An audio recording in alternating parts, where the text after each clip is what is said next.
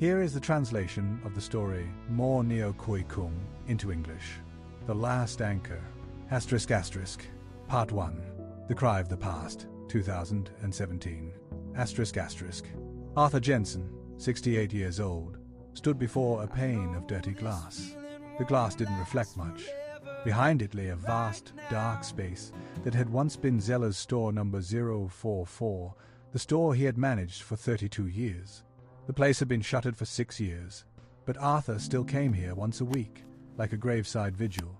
The Port Sterling Mall, once the beating heart of the town, was now a chest cavity with hollowed-out ribs. Sunlight streamed through the skylights, illuminating dusty plastic plants and benches no one sat on. Easy listening music drifted from the speakers, a mournful sound desperately trying to fill the silence. Today was worse. Today was the 14th of January 2017. Arthur wasn't here to visit Zellers. He was here to say goodbye to Sears Canada, At the other end of the concourse, the mall's last anchor was dying. Garish yellow and red signs were plastered across the doors. Final liquidation. Everything must go. All sales final. Arthur shuffled towards it. Inside Sears was a scene of chaos, an insult to memory. Metal racks stood bare. Clothes were scattered on the floor. Mannequins, stripped naked, lay in piles like casualties of a battle. And the shoppers, like vultures, were picking through the wreckage for a deal. Arthur remembered Sears. When it was Simpson Sears, it was a worthy rival. When he was young, the competition between Eaton's,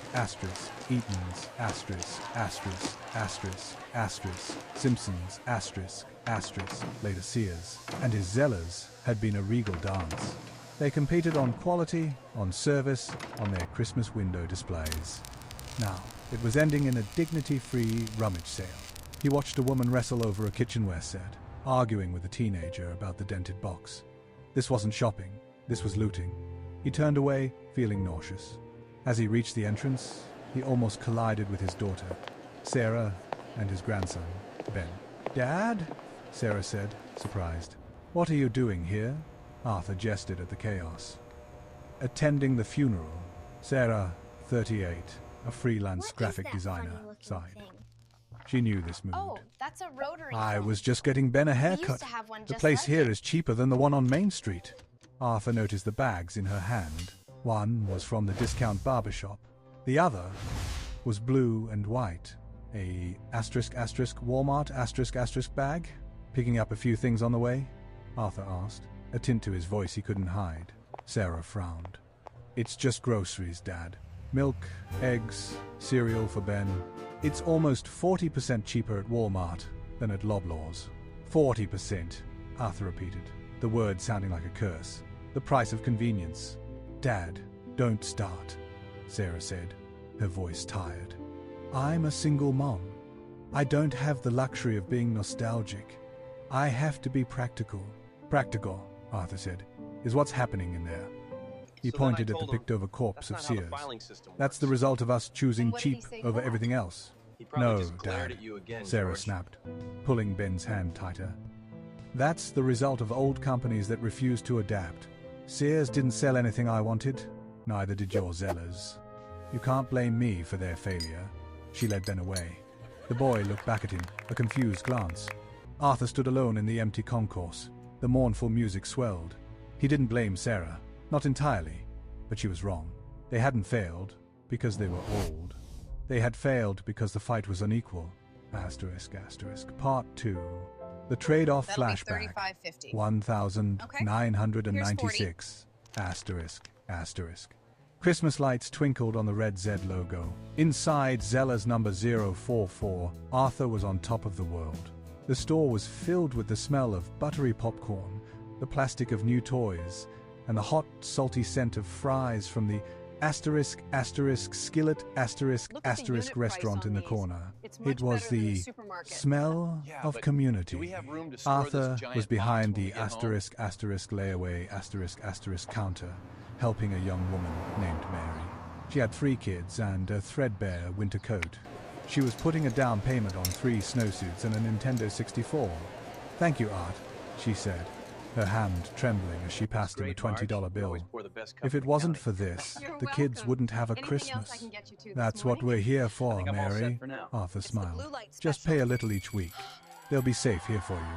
This was the identity of Zellers. It wasn't fancy like Eaton's or the Bay. It was Canada's working-class store. It understood long winters and tight budgets. It offered dignity through credit. That night, Arthur took his daughter Sarah, then 17, to Sam, the record man, The store was a glorious chaos of music and culture. Sarah wanted a CD by the Tragically Hip. Arthur paid $8 for a single. He could have gotten it for $6 at Zellers, but he went to Sam's out of respect for a neighbor. It was an unwritten rule of Canadian business. We compete, but we coexist. As they drove home, past a vacant lot on the edge of town, Sarah noticed a large sign. Port Sterling Commons, it read. Coming soon. Walmart Supercenter. Walmart? Sarah asked. Like in the American movies? Arthur slowed the car. He looked at the sign. Just another store, honey, he said, trying to sound casual. They won't last. We've got everything they do. He had never been more wrong. Part 3. The Unequal Competition, 2001 to 2011. Walmart didn't open. It invaded.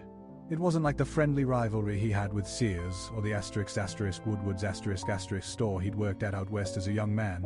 This was total war. First, they targeted the most vulnerable. BiWay the no-frills discount store was bankrupt within a year. They couldn't compete on the price of diapers. Next came the small businesses. Arthur's friend Raj, who owned two jumbo video stores, watched his sales evaporate. Walmart was selling DVDs for less than Raj could buy them wholesale. They're selling at a loss, Art, Raj had yelled at a town council meeting. They're deliberately crushing us. The councillors, who had been promised jobs and taxes, smiled politely. It's the free market, Raj. The consumer will decide. And the consumer decided. Arthur started seeing the blue Walmart bags in his Zellers. Customers would come in, look at a toaster, scan the barcode with their phone, a terrifying new technology, and leave. They were using his store as a free showroom. The consumer trade-off had begun. People, even loyal customers like Mary from the layaway counter, began choosing to save $3 on a gallon of milk over loyalty to their community. Arthur couldn't blame them. The economy was tough, but he saw the bigger picture. The money wasn't circulating in Port Sterling anymore. It was being vacuumed up and sent to Arkansas. The competition was not fair. Walmart was a $1 trillion corporation that could afford to take a loss in 300 Canadian stores just to gain market share. Zellers, owned by the Canadian company HBC, had to turn a profit on its own. Then, the double hit came. Netflix and streaming killed Raj's jumbo video almost overnight. The Sam the Record Man in the mall closed in 2007, replaced by a store that sold phone cases. And in 2011, Arthur was called into a meeting. HBC had sold all its best Zellers leases, including his store, to Target, This is a fantastic opportunity, a young executive from Toronto told them. Target is a world-class retailer. What about us? Arthur asked, his voice cracking. We thank you for your service. 32 years, a severance check, and a $50 HBC gift card. That was the price of his loyalty. Part 4, the economic impact and lost identity.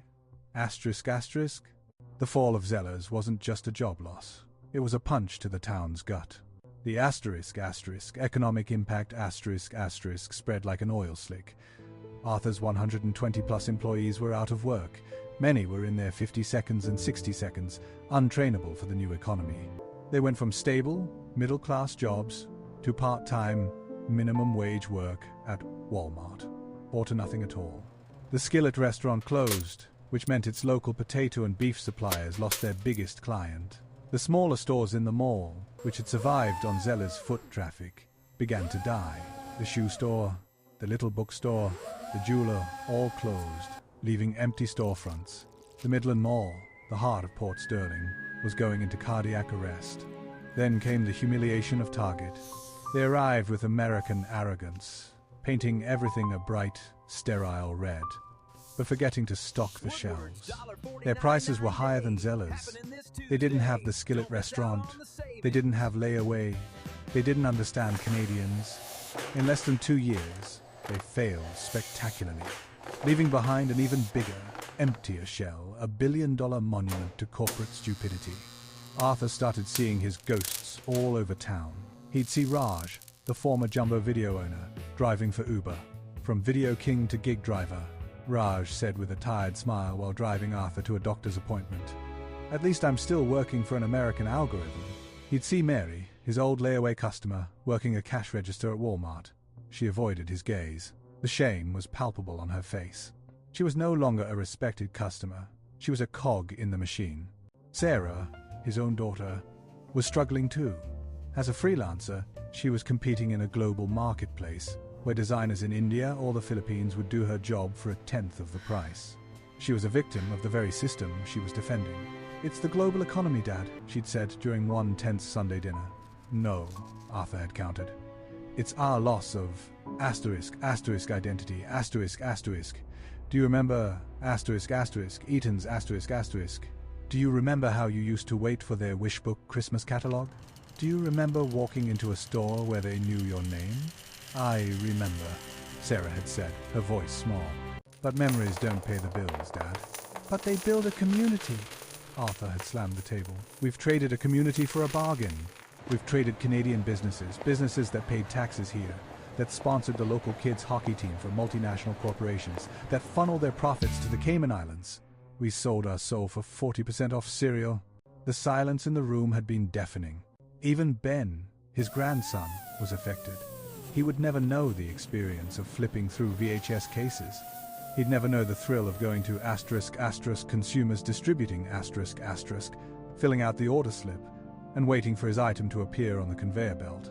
For Ben, shopping was a click. Impersonal, disconnected. ***, Part V, the end of the anchor, back to 2017. ***. Arthur stood before the liquidating Sears, a hollow feeling spreading through him. Sarah and Ben were gone. He turned his back on the sale. Sears was the last anchor. Zellers was gone. Target had come and gone. Now Sears, the last legacy of Simpson, was dead.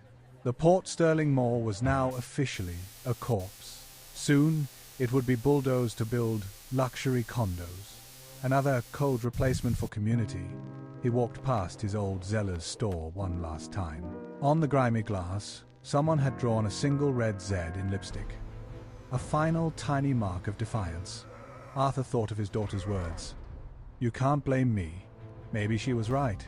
You can't blame a single soldier in a war. And this had been a war. A war that Canada had lost. They had been defeated by their own desires, the desire for more, for cheaper, for faster. The **** consumer trade-off *** had, in the end, cost them more than it saved. He walked out of the mall doors, into the cold January air. He looked across town, towards the brightly lit Port Sterling Common, Walmart, Best Buy, Home Depot, all big, identical boxes, the same ones you'd find in any town from Ohio to Oregon. Port Sterling had lost its identity.